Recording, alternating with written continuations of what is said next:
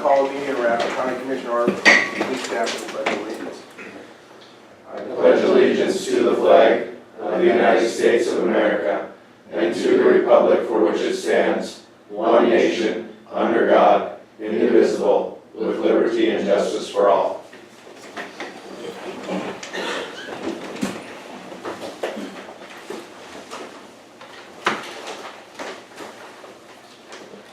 Approval of the minutes. Second. There's a motion and a second to approve the minutes. All in favor signify by saying aye. Aye. Opposed, same sign. Being none, motion carried. Approval of the bills. I have an additional one to add. It's the third quarter mill levy for Lake Region District Health. For $53,397.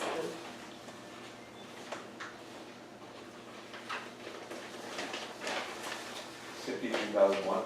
$397. Thank you. That's for what quarter? Third.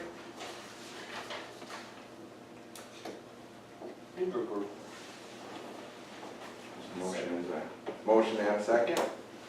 Roll call, please. Wakefield. Aye. Brown. Britt. Aye. Lightfon. Aye. Olson. Aye. Motion carried. Approve the financial reports. Everything's in order. Yes. Everything's. Everything looks good.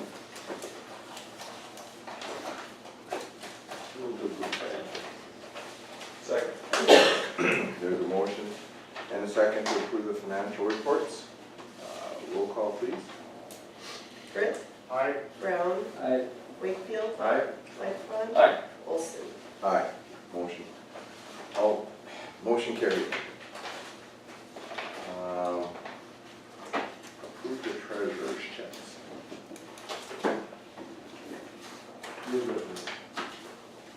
Second. There's a motion and a second to approve the treasurer's checks.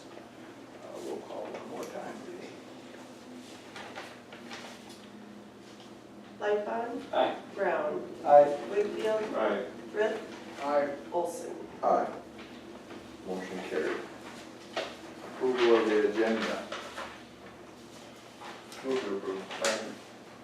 A motion and a second to approve the agenda. All in favor signify by saying aye. Aye. Opposed, same sign. Being none, motion carried. Kristen, you're up. Good morning. Good morning. Hope everyone had a good 4th of July. A couple things that are going on in my office are I had submitted for a regional grant for the Northeast region on behalf of all of us emergency managers, a hazardous materials grant, and with that we're looking to do some regional work together, some training and exercising. We'd like to see a full-scale hazmat exercise. Date and location and type of exercise is to be announced. We don't have everything worked out collaboratively yet. And we submitted as a region for our multi-training and multi-training and exercise to the state, and that got approved. That was at the end of June. We just got notification back the end of last week that all went through. So we were busy doing those collaboratively. We each had certain sections we worked on, so that's been the last few weeks of work to get all of that in and approved with the state. Quarterly reports are coming up due for our 2017 EMPG, so those are being worked on right now.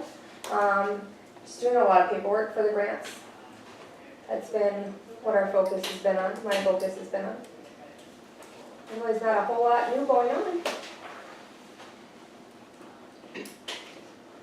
Anybody got anything for me? Pretty quiet. That was easy enough, all right. Thank you, Kristen. Yes, thank you. Kevin. All right. Just an update on the projects that we're doing. Our culvert projects are moving right along. No problems there, so. Any questions on any of those?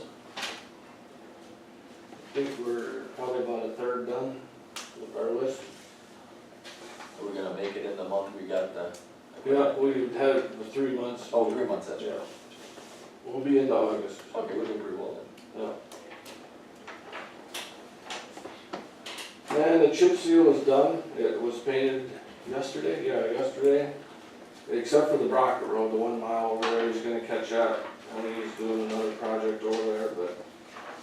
So, the only thing we have left there is the railroad crossing, white X on the middle of the road. I had a question on the chip seal, just out of curiosity. Do they oil over the top of that now? Yeah, it's a fog seal, they call it. Oh, okay. Because they did it different than they've done it in the past, Yeah, the it's- ones that I've driven on, so. I noticed they did that on 19 too, so I just wondered if that was a new standard way to do it. It is, kind of, it holds the chips down better, and you can see the line, the colored lines better, the painted lines better. Yeah, it seemed as though after they did it, the rock stayed on, so you weren't throwing rocks all over everybody's windshields all the time, which was nice. Yeah, Are they using a different oil or something else in there? that top oil is, it dries really fast, it's like a, I could quote letters and numbers to you, but it's a water base that dries real fast and as the water evaporates, it's not a fuel base, or a fuel base. Looks like it's harder. It might be a little stiffer, yeah, than the fuel base. I was up on 4 yesterday, and I was kind of looking at a different color, so that's what Yeah, caught my it is a attention. different color, but, It's kind of got maybe like a blue to it. Yeah, it's like, yeah.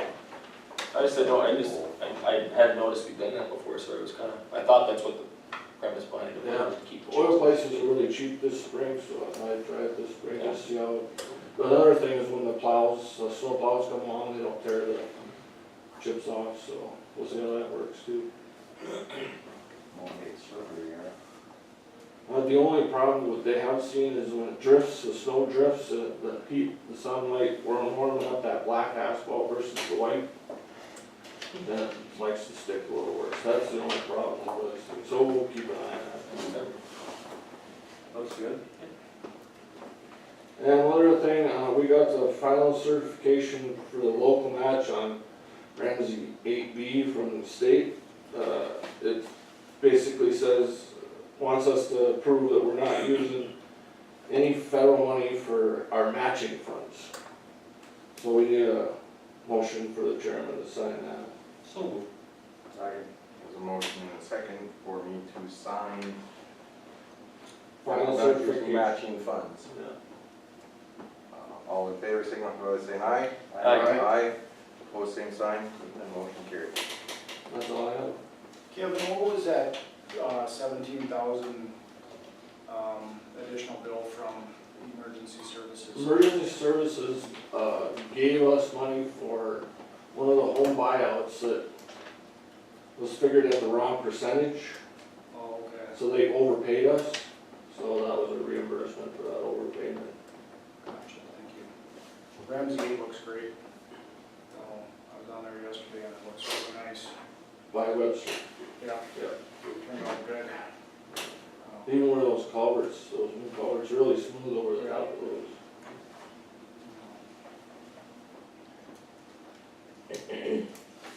I just have a question, if you know when that dust stuff's going down. Well, you know how that goes tomorrow, but tomorrow never comes, you know. Okay. That's what the last of these come tomorrow. Oh, okay, just a question. Anything else for Kevin? Thank you, Kevin. Thank you very much. Unfinished business, discussion on human resource.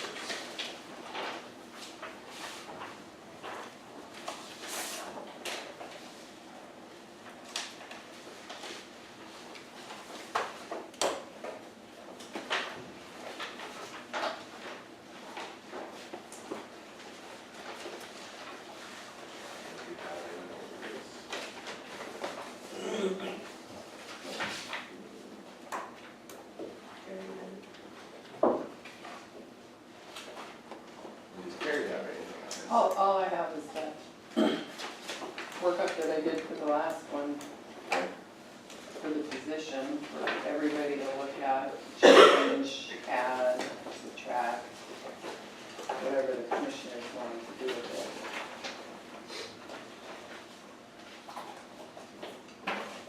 Discussion? when we left it off last time, we left it at, give us, part of a month to think about what kind of a range of salary we wanted to offer and approximately how much time we wanted them to spend.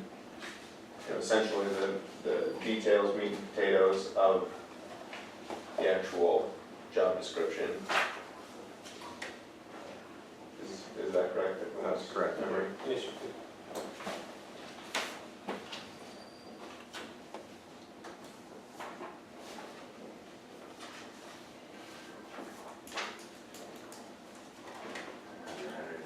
Any thoughts?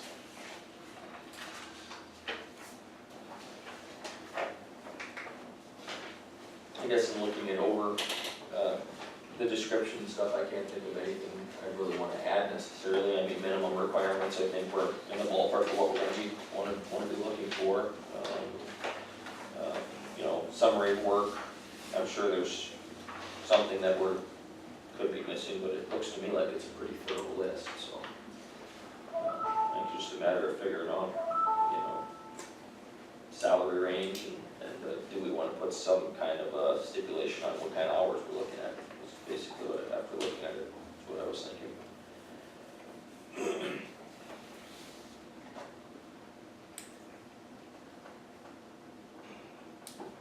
I still want to stress that I think it's important that this individual does spend time in the courthouse with standardized hours, and I agree. I think Jeff made the point last time that we don't want to prescribe what those hours will be. But I do think that whomever takes the role needs to have a stated day and time each week that they're available for people to come in and air any concerns that they have. And I think once a week is probably the minimum, and I'm fine with that. But I think if you go much longer than that, a lot of times issues can balloon quite a bit in 2 weeks. So that would be my sense of that matter.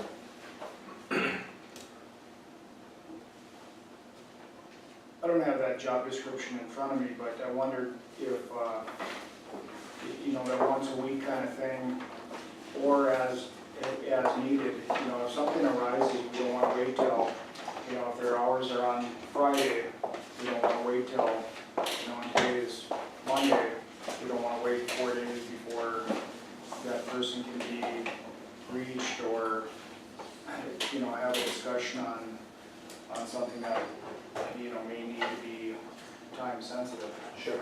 And I think that makes a lot of sense as well, that there should be a certain amount of on-call availability.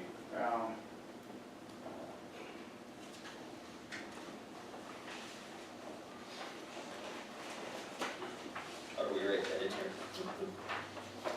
Well, if the commission is talking X hours per week in a specific amount in the office, I think you should put it something like that. 10 hours a week, 5 in the office, 5 in an office, or whatever the view is. Allow some time for the person to actually physically be in the building, and then they expected this is the contribution per week to the county. That's one way of looking at it.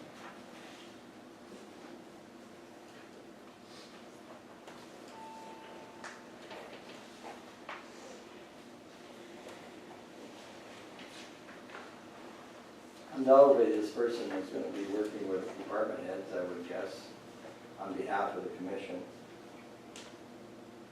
And as long as we have a couple here today, I think we should ask them how much they're going to use them. Candy, how much do you think you use a HR person, would you guess? Strictly a guess.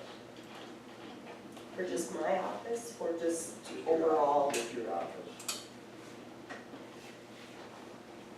Because I'll give you something to think about.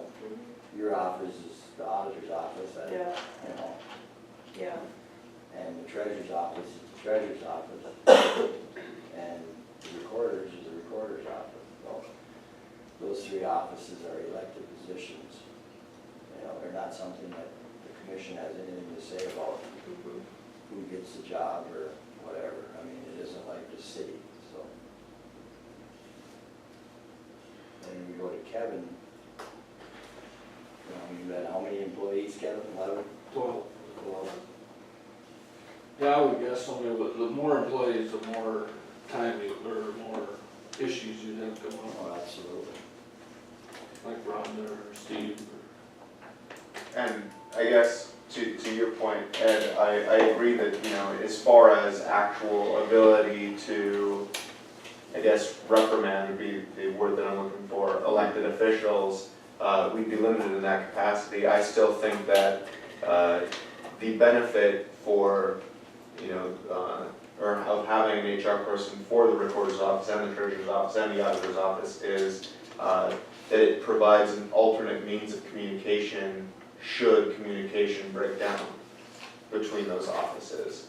And to me, Within the office. or within the office, you know, and so I think that in that way it's important, although I agree it's not the perfect solution. No, it's not. I like the idea of having it just for, I mean, will it be used on a weekly basis for 8 hours? Not necessarily, no, but I like it for standardized practice when it comes down to job reviews, you know, yearly, you know, so that way, you know, the department head's still going to obviously review their employees and things of that nature, but then you can have the HR person helping out with it, you can have them make sure the files are in order, make sure we're up to snuff when it comes to employment standards and things like that. I think it's worth its weight in gold when it comes to that, in terms of what we're gonna hopefully spend on it on a yearly basis. Right. And I think that there's a lot of value in having that repository for, you know, all of the information that we're recording as far as personnel is concerned, and whether or not there are issues and those types of things, we, you know, have someone who knows what the issues are, have been, and I think that will help us going forward. One thing I want to make very clear, as far as I'm concerned, is that I don't think the commission needs a person overseeing our department heads. I don't want that at all, because that's up to the commission to do that. The auditor's office, that's up to her. Oh, I agree, yeah. The only one we can really oversee is the highway department. Yeah, I mean, I look at it, Tax office. I look at it as it's gonna be a resource for the department heads essentially to help them with their job and give them a little bit of ease of mind, and at the same time make their job just a little bit easier so they don't have to worry about, you know, scheduling in, okay, it's time for yearly reviews, well, okay, then that human resources person can work with the department head, get them scheduled, knock them out, you know, make sure that the files are up to date, make sure we're hiring correctly. And the thing that I want to make clear to the person that would take the job is that they're working for the commission. Yeah. You know, I want that very clear. They're not working for department heads, they're working for the commission to oversee the departments. Any, you know, we didn't have that last time. I guarantee you we didn't have that last time. We basically didn't have any control at all last time. Just like you said that. It's a tough issue because, let's say just for instance, there's a discrimination suit, does the HR person represent the county or the employee who's being discriminated? So that's why you need to have this conversation with this person. You know, that they represent the commission. You know, if the employee wants representation and they have to hire their own representation. I suppose they can ask individual questions, but as far as representation, yeah. But the person that's gonna take this job, you're gonna represent the county. And I absolutely didn't feel we had that last time, Yeah, I understand what you're saying, but you know.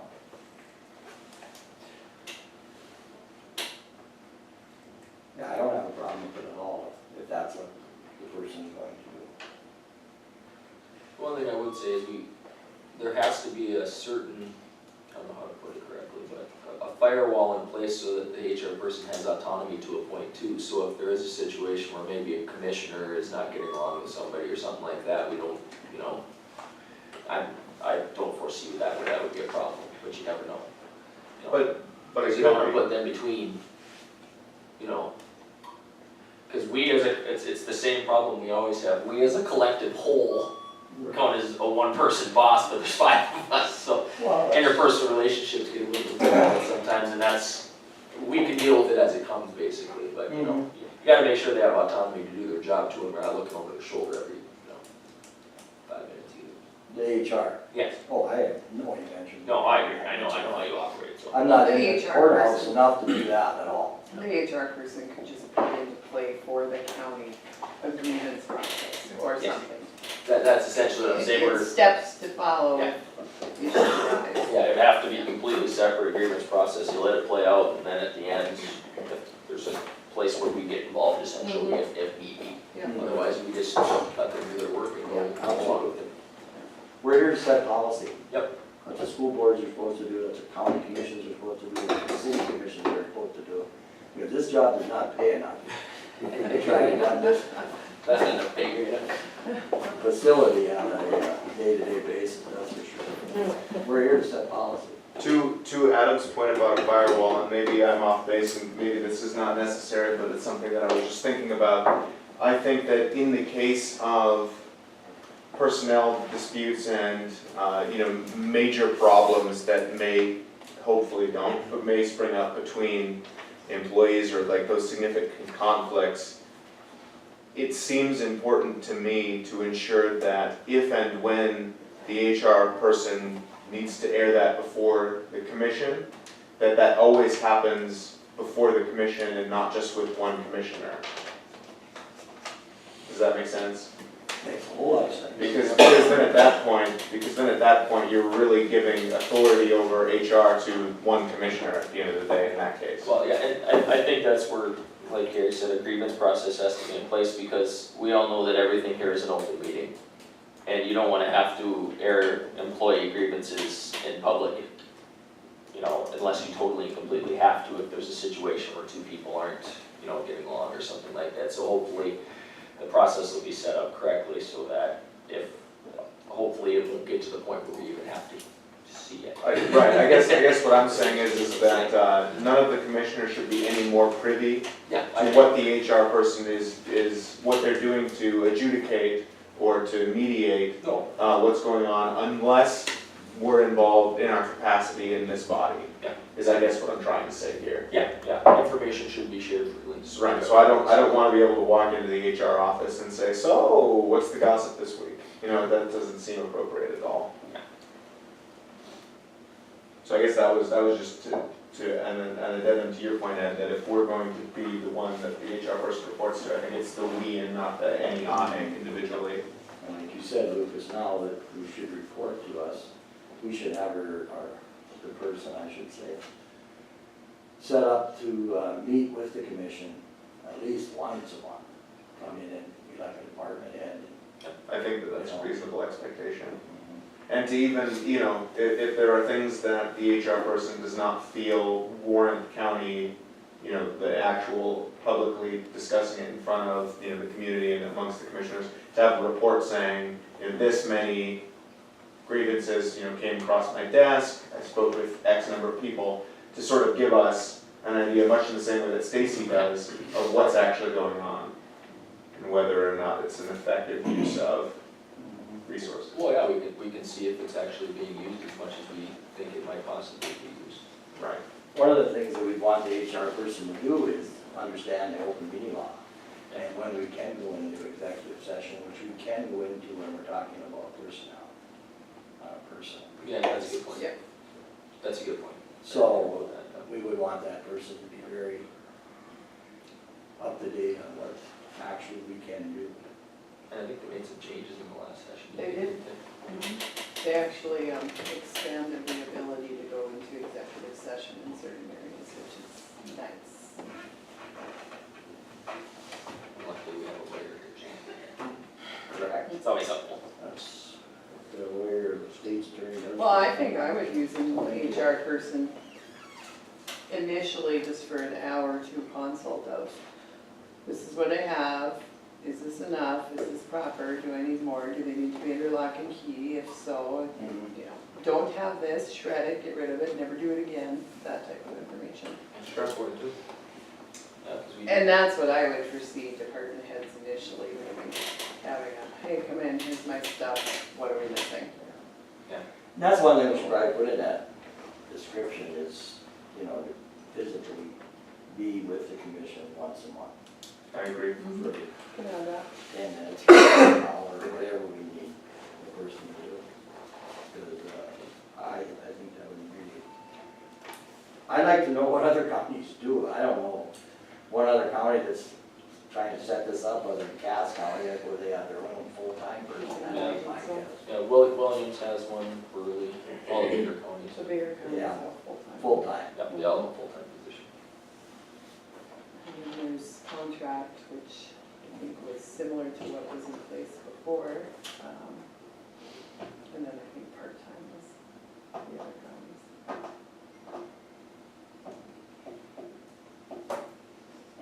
That'd be my concern, I guess. 'Cause like I said earlier, we did not have that last time.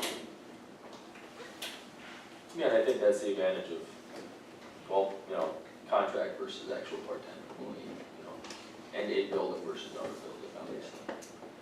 I think the way we're structuring it now, we hopefully will have, On-site time. on-site time, good communications, especially if we put it in the description where we're expecting, hopefully to see them once a month here. That'll be good, I think, in terms of making sure that we're keeping a pulse on the building and everything like that, so. Oh, I can see, the person could be of a lot of value to the county, There is the an right person. what was that we went to, HR collaborative that is set up through, NDACO.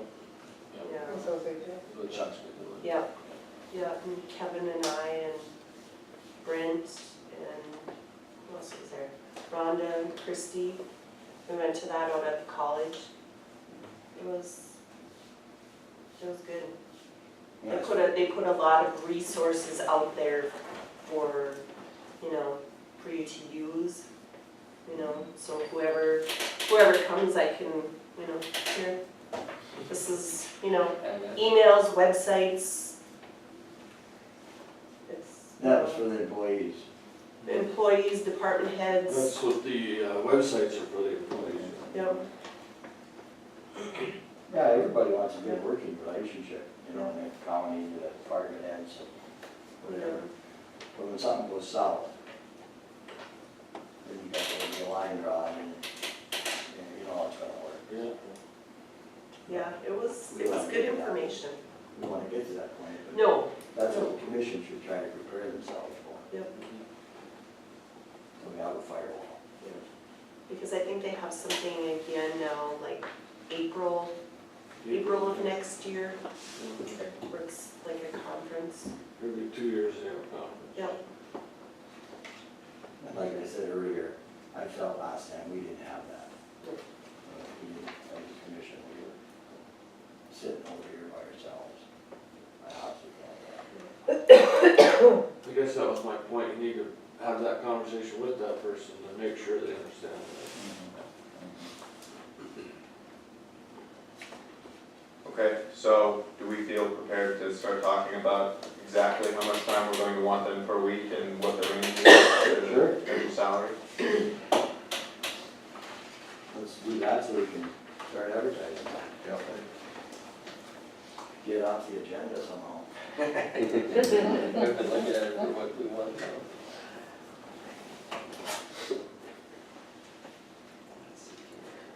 Didn't we kind of come up with like about 20 hours a week? We're on 8 hours a week. Well, I think we want one full 8-hour day in the courthouse, right? So then the question is, how many additional availability hours are we expecting?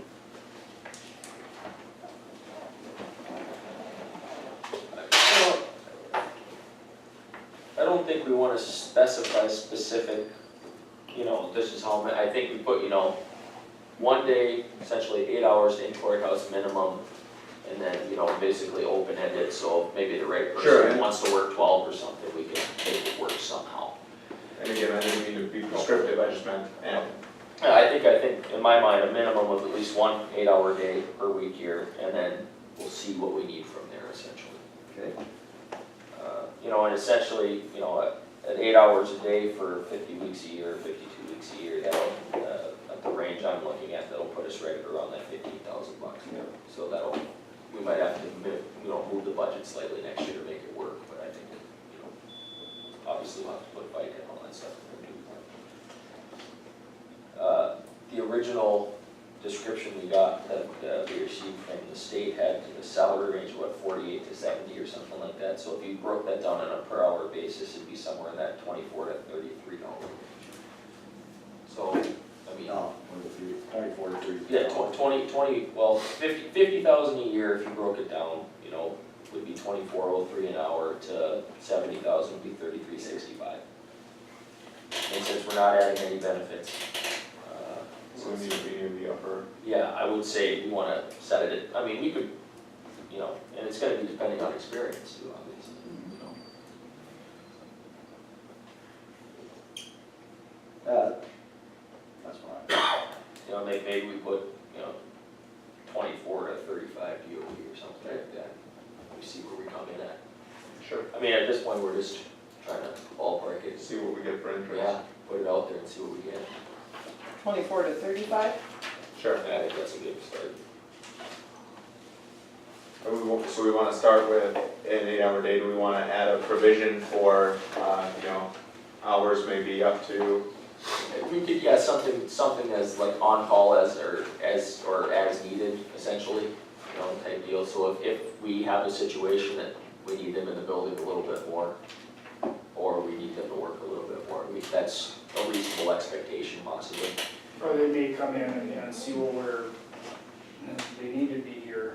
Yeah. And say, you know, hey, I think another 4 hours or whatever would be appropriate. Yeah, that's a good point. They might come in and work 8 hours and go, oh, well, maybe 12 is more appropriate for what we have here, you know, you never know. So that's why I kind of just want to keep it. Sure. And I think by meeting with them once a month, we'll know very quickly, relatively speaking, whether or not that is the case or not. I guess it's just a matter of how you word it, so you keep it open-ended. I mean, when you're advertising, I mean, by advertising it this way, we're not locking ourselves into essentially exactly what this said, are we? No. The only thing for status, I think you kind of need to be clear about X hours minimum per week. Yes. So if it's 8 hours and you only want them on site for 8 hours, then it's 8 hours. If it's 12 hours, if it's 8 with, 8 to 12, or blank hours per week, 8 on site, or 6 on site, or. But what's the normal work day here is 8 to 5, plus an hour for lunch, so that gives you what, 8 hours, right? So I would say we specify 8 hours per week in the courthouse. Flexibility of when you schedule those days, but we want you 8 hours per week in here. Standardized. Yeah, standardized, but. Right, but you know, flexibility for the individual we, choose to hire to sort of set them, but once they're set, I want them standardized. Yeah, I agree. I mean, to the point of, maybe it's every, Tuesday and the first So we week can of do Thursday, part-time, whatever. flexible hours, on-site minimum requirement or something, Yeah. and we can be vague about it if you want, Yeah, to allow it to be tailored more specifically for the person that you decide you like and for the needs of the county. that's, Something that vague, or do you want to set minimum hour per week? I think there should be minimum hour per week. I'm fine. Being vague is not, this is what we're trying to get away from, is being It vague. allows somebody to look at it and say, yeah, this is gonna work for me. Yeah, And that's this a good is not apply or don't apply, so See, I'd like to see something like 12 hours per week, 8 hours minimum on site. That, Correct. And I think that's reasonable. I mean, I don't know if we want to go up to 12, but I think no, that's but reasonable. you gotta put an hour amount in there. Well, you could put 8 hours minimum per week on site, more as needed or more as necessary or something to that effect. On-call availability as needed. Yeah, something like that. And then we know we're getting our day a week and then we go from there. So then with the other things that we discussed, Carrie, can you just run through the sort of bullet points that we're looking to add to this before we run it? Well, the status, as in the hours, the hiring salary range, a commission meeting requirement's gonna be in there. I would change part of it to county government, I didn't change that, I see the first time I had state government.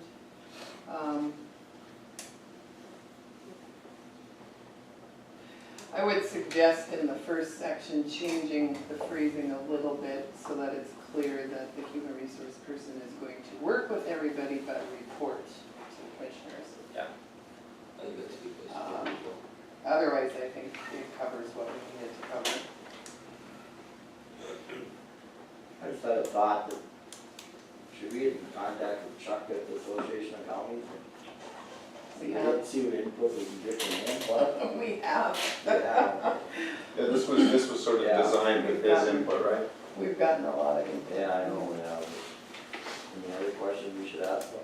I will send him this final workup and what the commission has indicated they're thinking and I think we all have a lot. see if he's seeing any red flags we're missing.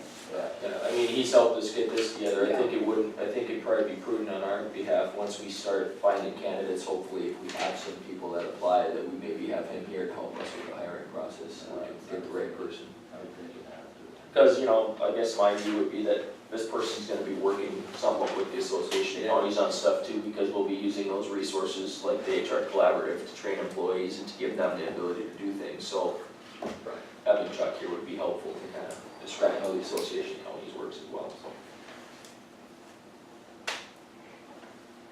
And we should have money budget to make it happen, since we're only gonna have a half year worth of, or less than a half year worth of salary on it, so.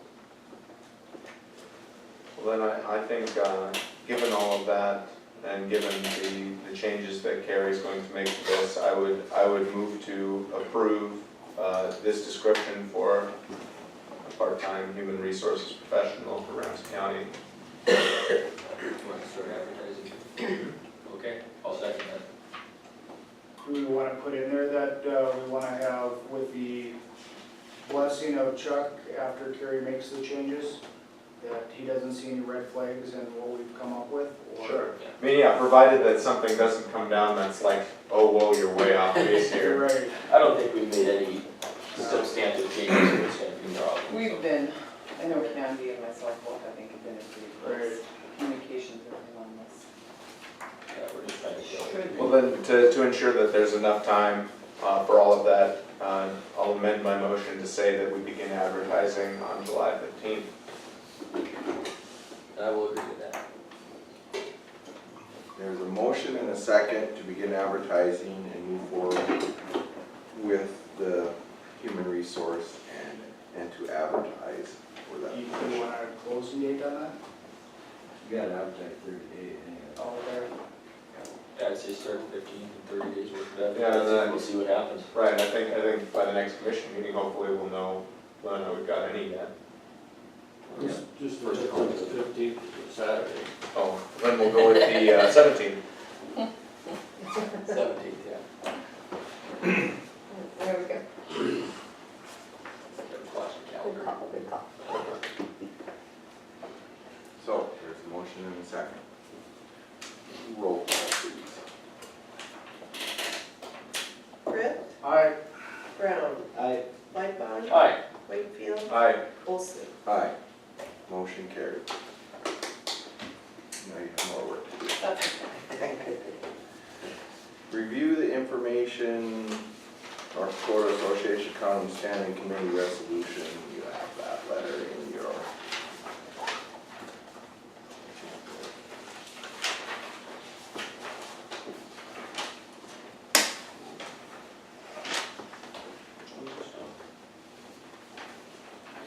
What's that about? Oh, the victim fees now we're talking about? No. Oh, sorry. Well, this is the legislative standing committees. Yep. It's just if we have any commissioners that are interested in serving on any of these committees. The three of the audit nominating resolutions. Yep.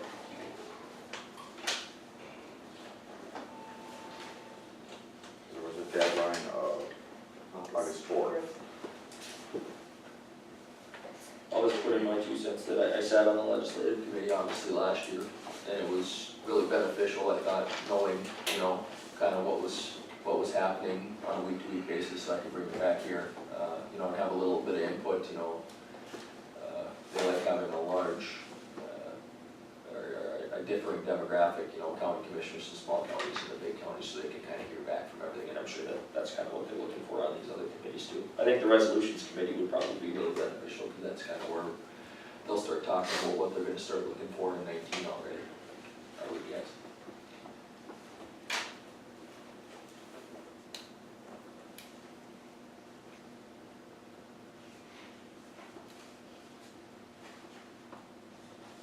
Anybody have any interest?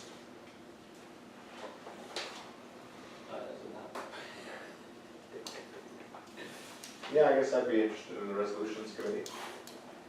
As long as it's not like a many hour commitment. No, most of the time, like on the legislative committee, it was a 1 hour conference call per week. I'm sure in this situation it'll be a little bit different, they might have an on-site meeting here and there, but really they're pretty flexible. We're trying to make sure that people don't have to drive to Bismarck all the time, so. Sure. Do we have to make a motion? No. I don't think so.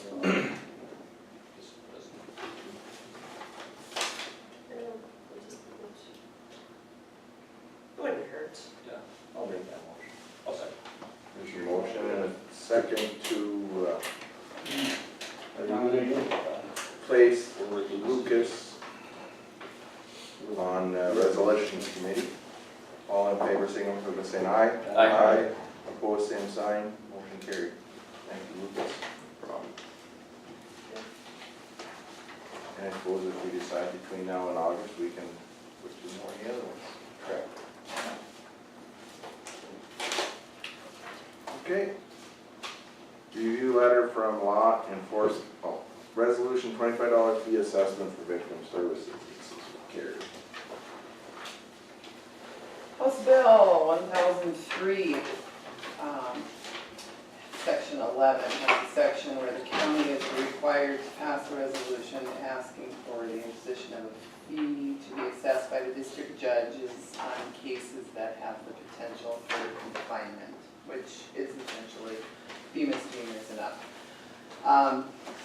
The fee itself was already being assessed in specific victim type cases. So if it was an assault case, then the judges would assess the fee, and under the law, it was allowed to go to nonprofit domestic violence places, which I think is where it was initially going in Ramsey County. What happened was Marcy's law has a lot of notification requirements for victims in this statewide Save-In program.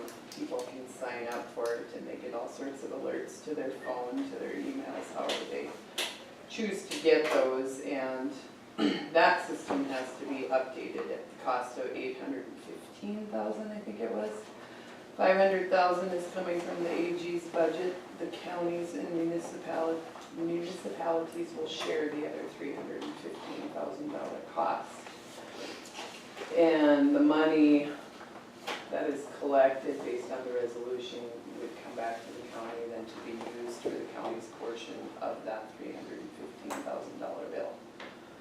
We have been told it will be thousands to 10,000s-ish, not any higher, but they don't have a formula figured out yet.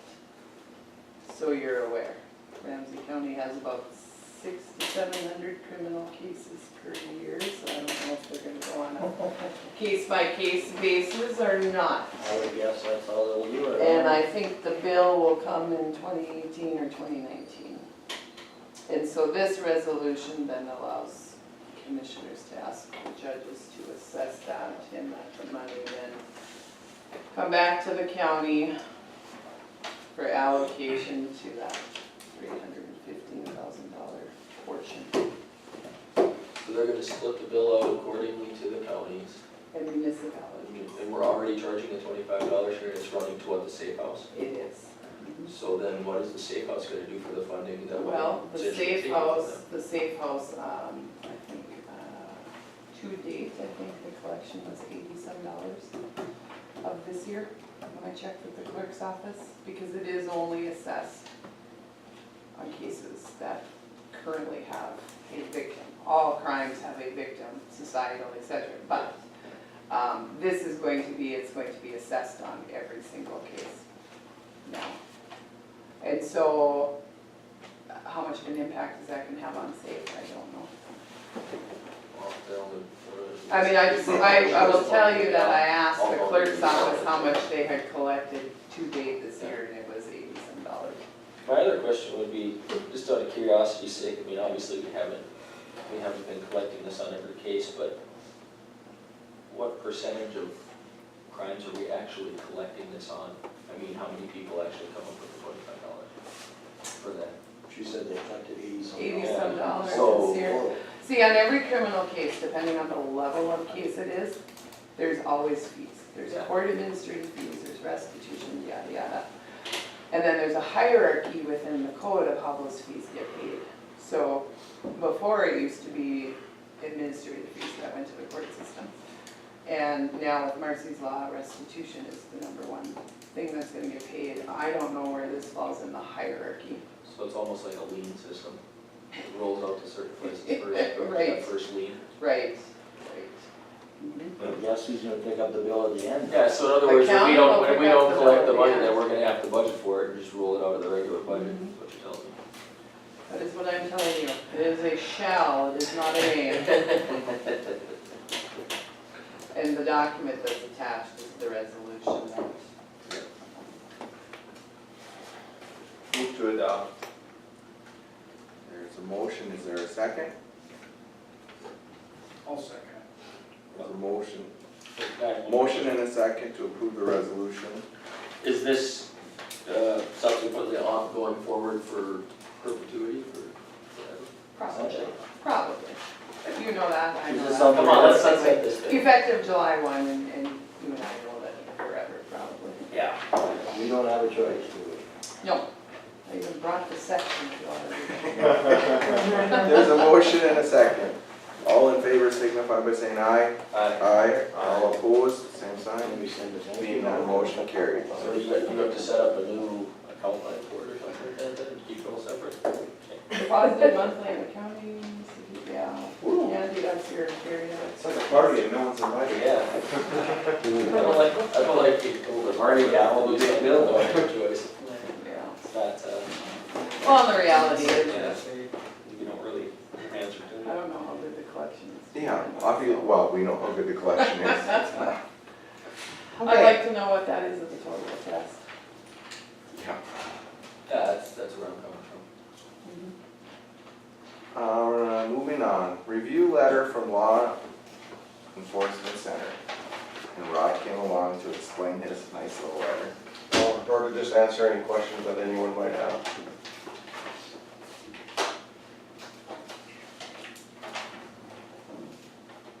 And obviously, there are no questions. Well, I'm wondering how much of this stuff is currently being done, or is this all new?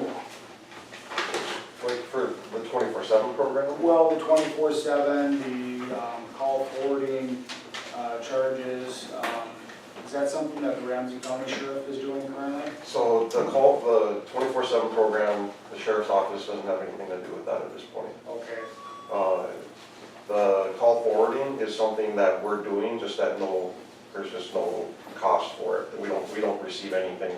And it's primarily gonna be for the smaller counties like Ada County, Powder County, that as soon as they're out of business hours, they forward all their office calls to our dispatch center. okay. Then the other issue was going to be the transportation for medical appointments. We're already doing that. Already doing that. Yep.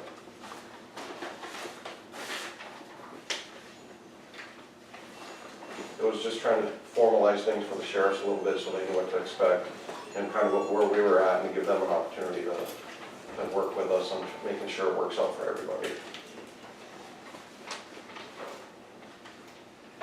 The history of this, Rob, and law enforcement has taken care of this pretty much since it was started. Right. And that's one of the things I've identified over the last year since I've moved into the position I'm in, is that, the LEC's taken on a lot of responsibilities over the years because we were able to.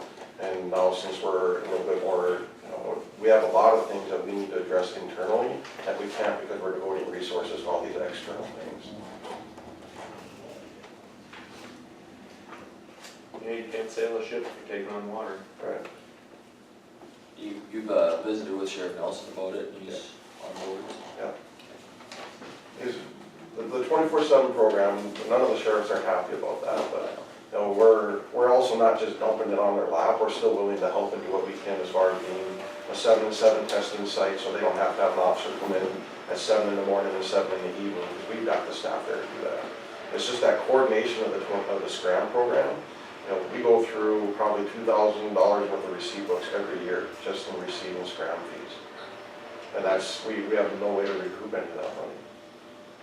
And then the administrative time that goes into it as well. We have a lot of other things that I can devote those man hours to.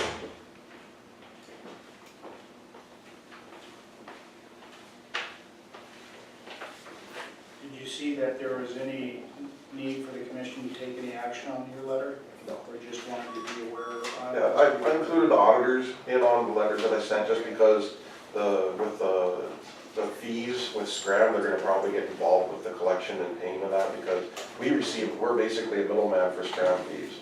It's a $5 per day monitoring fee that the vendor pays. We receive that money and turn around and send it to the state. So that's something that the auditors may need to, and I'm willing to work with them too, as far as to show them how that process works and help get them the accesses they need to the different databases and stuff for that. So the scram fees will be collected by the sheriff's office now and then get rolled out then instead of by your person. Right.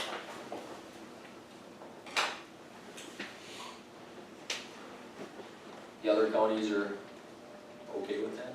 Um, It's gonna, I can see where, like, for our county, it's not that bad because we're on the site. right.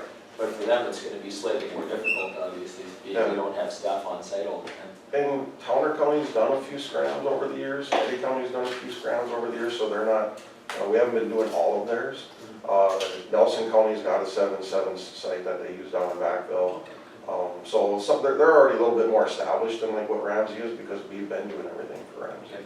And Benson's another one that's gonna suffer.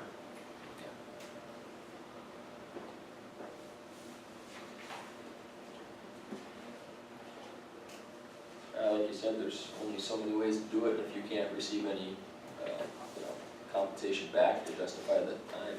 The only other way to do it is just to, it's either this or charge us somehow, to make it happen.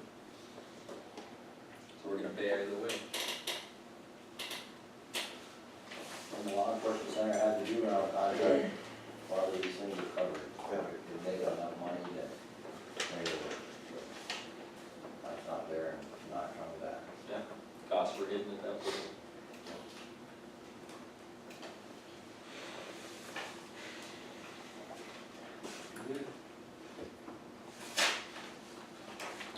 Thank you. Yeah, thanks for stopping in. Yeah. Thanks, Rob. Report on portfolios. We'll start with Jeff. All right, Carrie said she had nothing. She said there's a lot of bad people. They're making crimes, but, Sheriff Nelson, I talked to him briefly this morning. He was aware of Rob's letter and said they're doing most of the stuff there already, that phone calls weren't really an issue for them. I don't know if they're doing their own stuff or what they're doing over there, but he thought it was for the smaller counties like Rob had mentioned. The extension office has, you probably all heard that we found salt cedar along the shores of Devil's Lake. An incredibly noxious plant that we need to do our best to eradicate. Bill and Roger went out, Roger's our county weed vector control officer, so they both went out, identified the plants. There was probably a dozen of them outside of town along Highway 20 on the west side of the road. So they're not sure how they got there, because it's not accessible by a boat. Whether it was birds that transported them, whether it was, people, whether it was within the fill that was placed there for the dike system. And Roger thought there may be some funding available, but we may have to, have him go out and search the shorelines and make sure that there's nothing else out there. So we can keep a control over that. I'm surprised that's not an automatic triggering process. You know, that if you find on any shore in the lake, any contiguous body of water, that wouldn't it just make sense that you go and search the rest of the shores? Right. And so whether there's money to do that through Game and Fish, or if Game and Fish staff does it, or Department of Ag, or different things like that.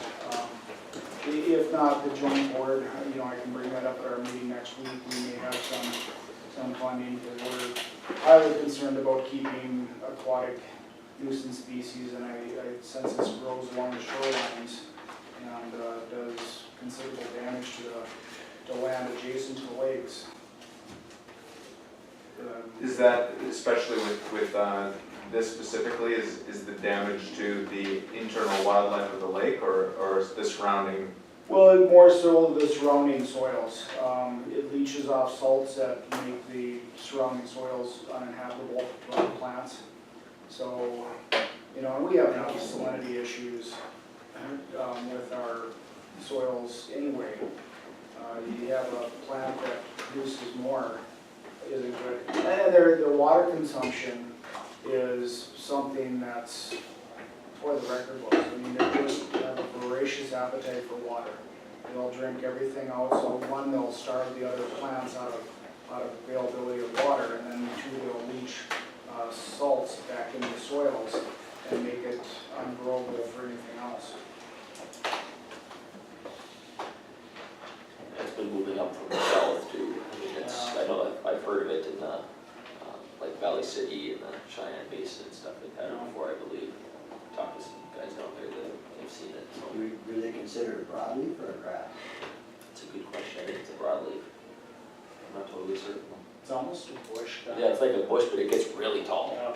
I mean, it just, and it sets pods everywhere, so it's. And it can be Don't make the right thing. somewhat decorative, so to prevent homeowners and businesses from going, oh, that's a beautiful plant, let me bring that home and plant it. I've never seen it.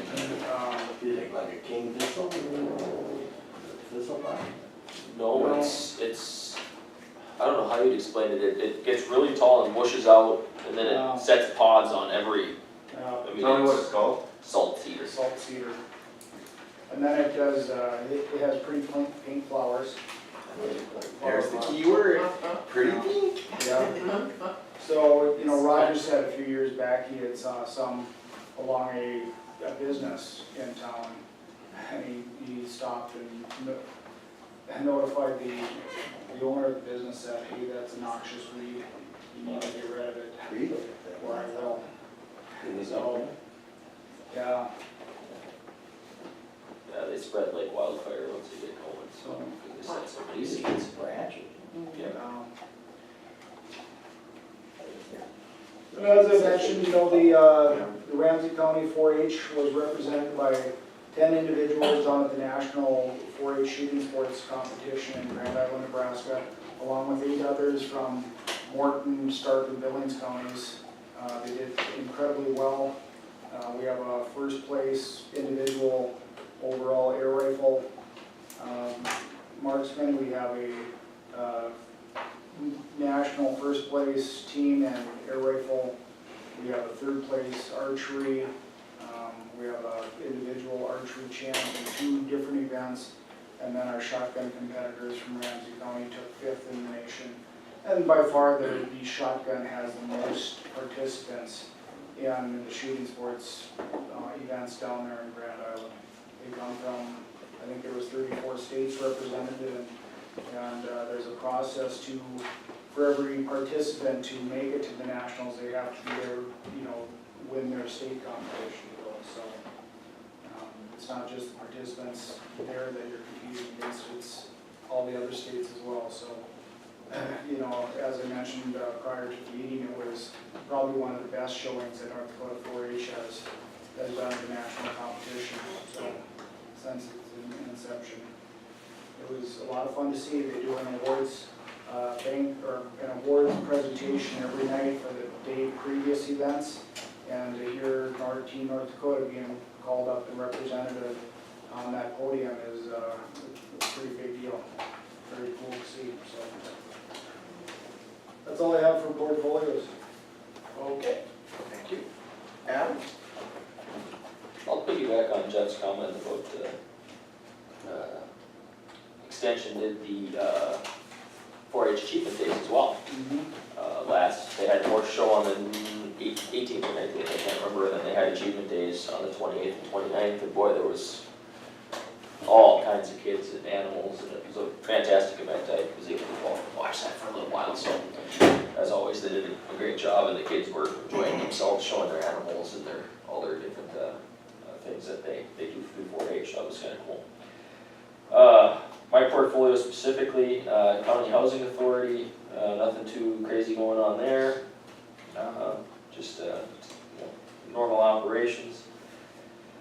Forward Devils Lake, one of the big changes that was made, they made the decision at the last full board meeting is the executive committee, the executive board meets once monthly, and then the full board met once monthly. What they decided to do, since the full board, it gets to be a lot of meetings, and the full board,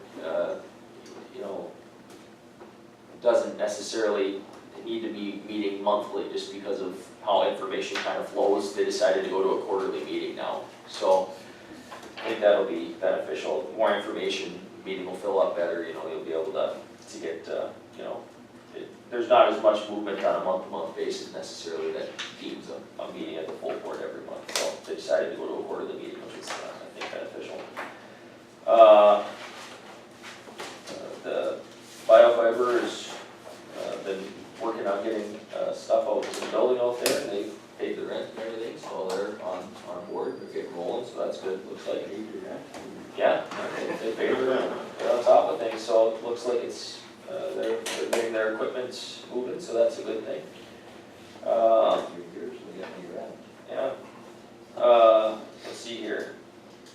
Attendant care, speak to that real quick. We got a different coordinator now, and she has, according to Rhonda, done a really, really nice job. They've added a lot of staff now, and we've been utilizing it for, I believe we let Benson County, as well as, maybe it's just Benson, but they utilize the facility, so it's been, as always, top keeping staff, because we're constantly trying to keep people staffed and all that, but apparently they've done a pretty good job with this new coordinator, so they've been happy with that. Stepping Up Initiative, speak to that real quick. Rob talked with the Benson County Commission yesterday.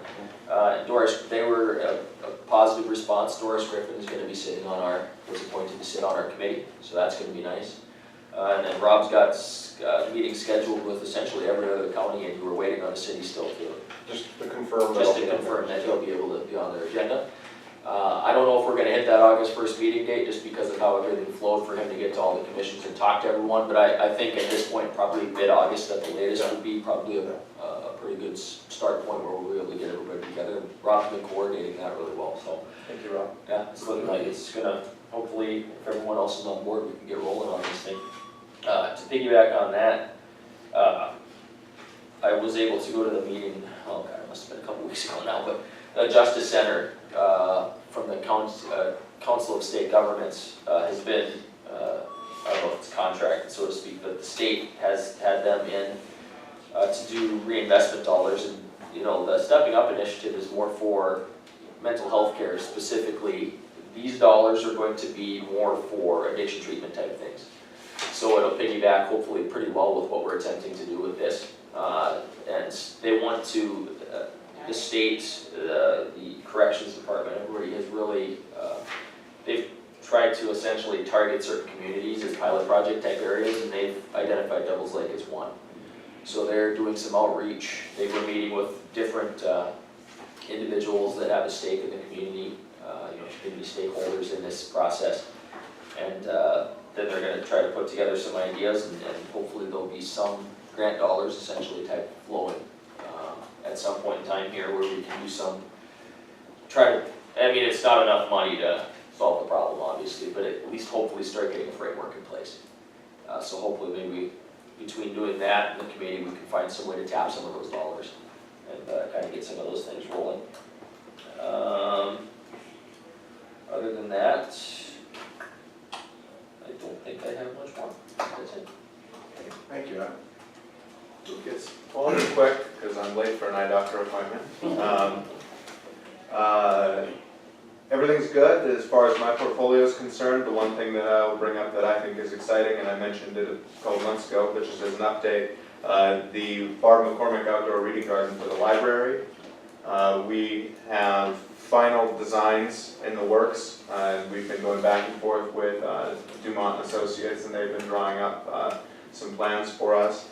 And it's looking like the initial design is going to cost about $50,000 to $60,000. So we're going to actually be looking to fundraise. And so we're going to be fundraising using charitable donations from the community and from stakeholders, businesses. So if you know anyone who would like to see their name on a brick contributing to the library, or a chair or a bench, please stop by the library and talk to Angela. She'd be happy to take your money. So that's exciting, and I think we won't be in a position to break ground on that this year. It doesn't seem likely, but next year certainly will be done, and I'm excited to see that. And I can tell you that the designs are very nice. So that's good. As far as the remainder of my portfolio goes, everything's been pretty quiet. Despite the fact that I keep encouraging her to go out with a metal detector, the treasurer has not found any gigantic stores of gold or bullion anywhere in the community. Should that happen, I'll be sure to let you all know. But other than that, it's good. Now I'm gonna sneak out. Yeah. Yeah, we'll take advantage of Rob being here. You can report on the law enforcement center briefly. The only thing that I really have of note is 2 weeks ago, we were advised by the DOCR that they are no longer going to be providing SEAL basic training for any of the counties. It's significant for us because we were able to send our officers down to the law enforcement training academy down there, where we didn't have to pay any lodging, we didn't have to pay for the training, we only had to pay for the hours that they were there. Now we're going to end up utilizing Ward County, Grand Forks County, and Cass County. They have approved curriculums, but now I'm paying people to be in a hotel for 3 weeks, in addition to their wages. So I've been in contact with Lake Region State College. They're looking at maybe trying to set up a curriculum and get something going possibly by the spring, which will help us, but they're probably going to charge for their services, where we don't pay for the actual schooling at these other places. But still, it's going to be cheaper for us. Even if they charge us $500 to send someone, it's going to be way cheaper than putting them in a hotel. Do you have somebody that could teach the course? Well, I'm working with them. I'm getting them stats right now as far as how many CO positions there are within the state, what kind of turnover they're looking at across the state, and then trying to get them in touch with people that can be trainers for certain courses and stuff. So we're working on that, working closely with Maritado up there. Other than that, finances we've leveled them out quite a bit. I think things are going well in that direction. All the Burleys are now out of the facility. We don't have any Burleys anymore. But our U.S. Marshal count has come up. We're sitting at 25 U.S. Marshals. So that's going to help offset the loss of the Burley counties. I think we'll see that our numbers will start to come down a little bit. We were averaging right around that 95 to 100 average daily population. I think it'll come down, maybe get closer to that 90 now. We were 98 through June, so. Those are still some pretty good numbers. Yeah. And the marshals really help because those are static, that they come in and they stay. It's not like the Ramseys or our local entities where people are constantly cycling through. So because we don't bill for the last day on those cases. Thank you, Rob. And the only thing I have after that is the social service, 2206, the funding. We're waiting to see how that comes down, and very interested to see how it goes. So. And I'm sure there'll be some hiccups. I'm sure there'll be some things we might not like. I think it'll be pretty favorable in this town. So. goes good, so that's it. That's it. Well, Rob saved us both, Ed, today. You should come to every meeting, Rob. Candy's busy in the office. Everything seems to be pretty quiet, run pretty smooth around the county. So I really have nothing to report. So at that point, motion to adjourn. So Motion to adjourn.